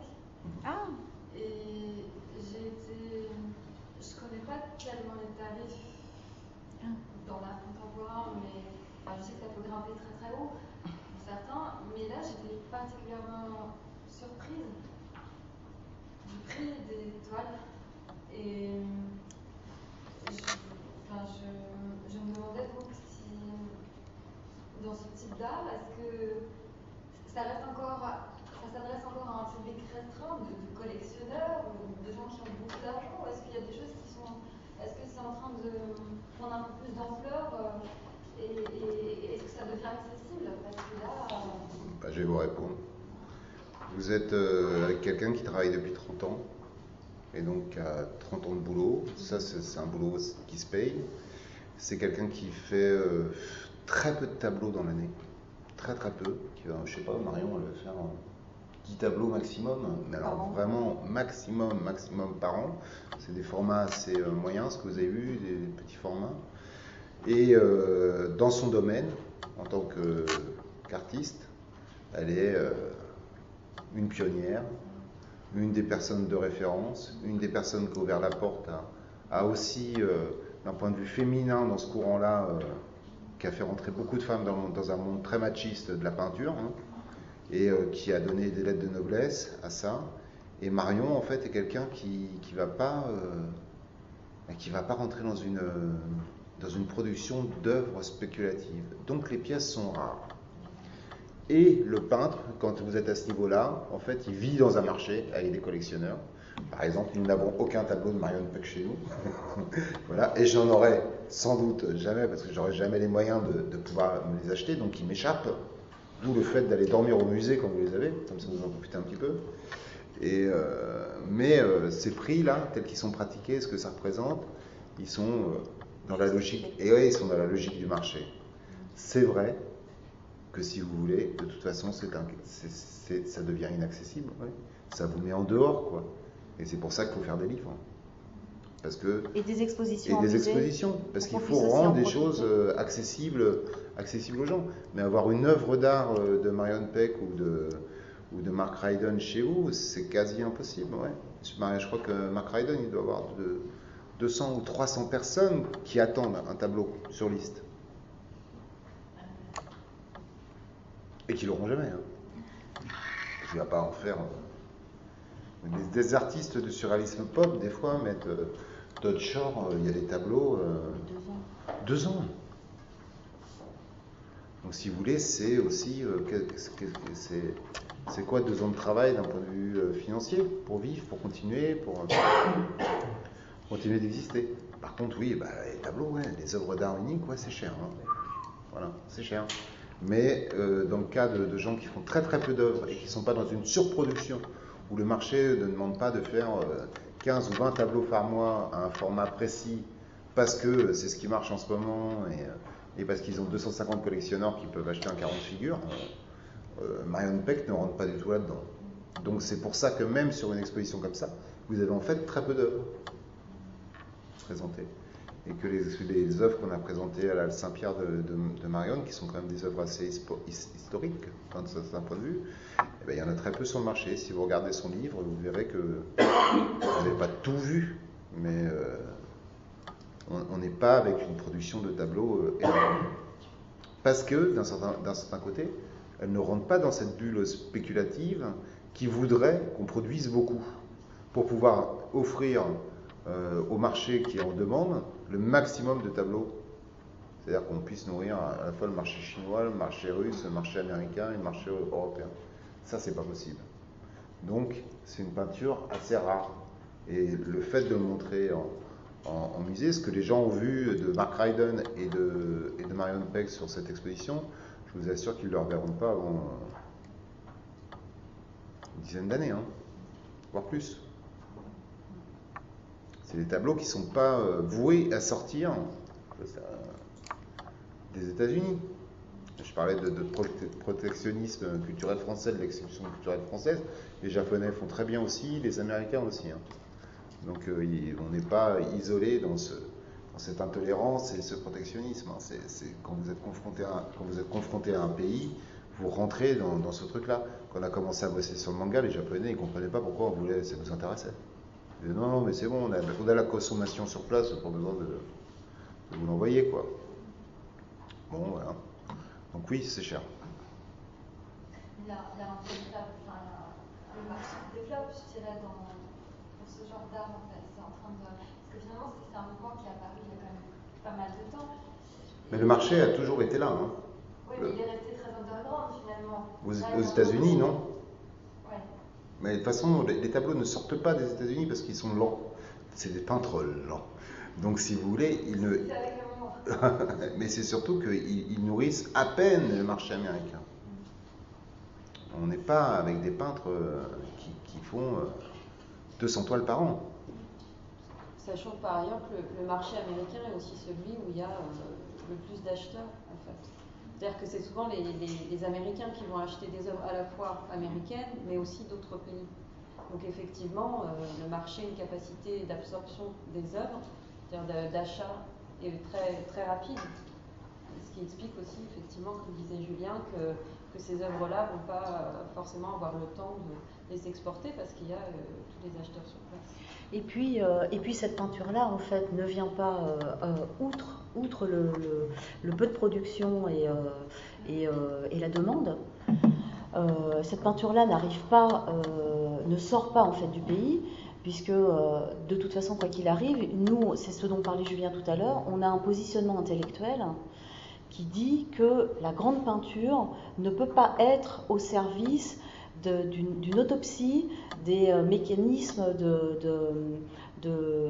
la consommation de masse, parce que c'est ce que Mark Ryden explore, c'est aussi ce que Deutscher explore, c'est tous les très grands maîtres de ce courant de peinture sont dans cette réflexion en fait, hein, intellectuelle puis artistique, une formulation artistique avec une technique époustouflante.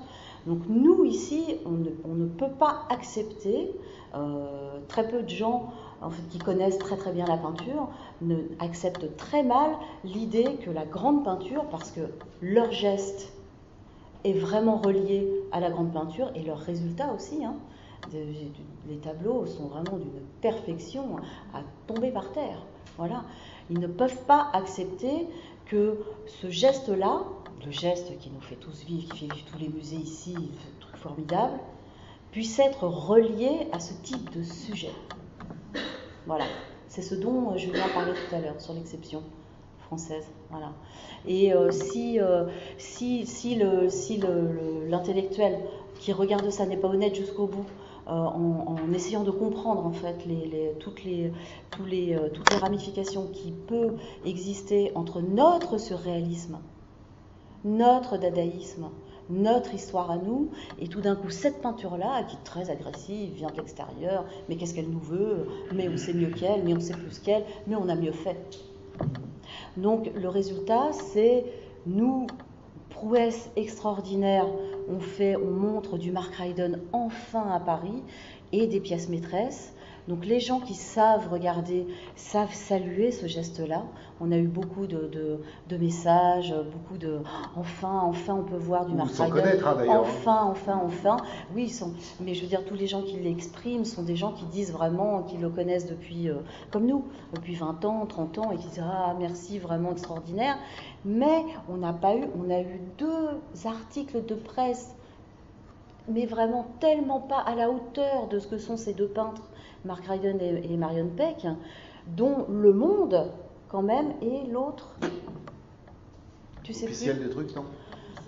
L'Officiel des Arts et Le Monde, et les papiers sont pathétiques. Il n'y a pas, non mais je veux dire, il n'y a pas une seule ligne sur la valeur de leur peinture. Je parle de la valeur créative, imaginative, voilà. C'est très très étonnant. Hein. Alors bon, bah nous on connaît, on sait ce qu'on a montré pendant 6 mois. On va par exemple, je vais vous prendre un exemple hyper marrant et qui est un exemple français. On parle de pop art. Ouais, je sais pas. Hop. Il est méchant le micro depuis tout à l'heure. Il est en résonance complète. On va parler de pop art.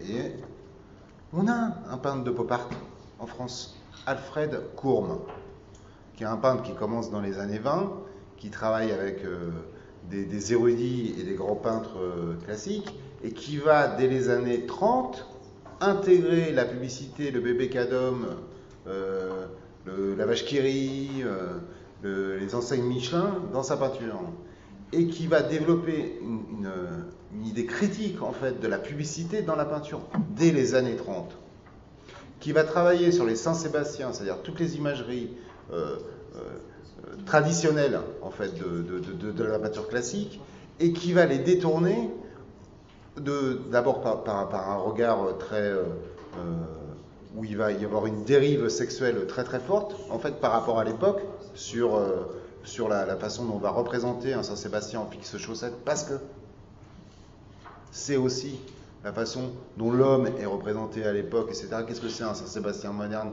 avec tous les attributs en fait de l'homme moderne? On est avec des peintres comme ça qui ont vraiment un rapport avec la société de consommation dès les années 30. Ici, Courme n'est pas reconnu, ne sera jamais regardé. C'est une histoire d'aficionado, entre gens, et c'est horrible, parce que finalement, on n'arrive pas à faire sortir Courme de l'enfer dans lequel on l'a mis. Enfin, du peu de gens alors que je vous montre un Courme, mais tout le monde adore. Beaubourg en a. Vous croyez qu'ils ont voulu nous les prêter? Non. Ils préfèrent en fait que les tableaux restent quand même, si vous voulez, au fond des archives, plutôt que de sortir le Courme. On est copains avec le petit-fils de Courme, ça n'a pas aidé. C'est pas parce que vous avez la bonne information, le bon peintre, le bon sujet, que le tableau, vous allez pouvoir le sortir. Hein. On a des refus, des fois, sur des peintres, parce qu'à un moment, ça remet en cause quand même pas mal de choses, quoi. C'est-à-dire qu'il y a la rétrospective Warhol à côté, et ben le même musée dans ses collections à Courme. Vous mettez un Courme, un Warhol. Là, ça devient intéressant. Ah, ça devient intéressant quand même. Et puis c'est assez original. Enfin. Voilà. Des questions. Rien du tout. Bon, un café alors. Un thé, je sais pas, on se quitte. Parlez. Non, vraiment pas. Hein. Mais oui, certes, il est 20h, donc si quelqu'un a une question, il peut encore la poser. Sinon, effectivement, on va, je pense, continuer à poser des questions autour d'impôts et l'alcool aidant les gens. J'ai eu peur, j'ai cru que tu me dire, je pense que maintenant nous allons parler de ça. Ok, bon, merci.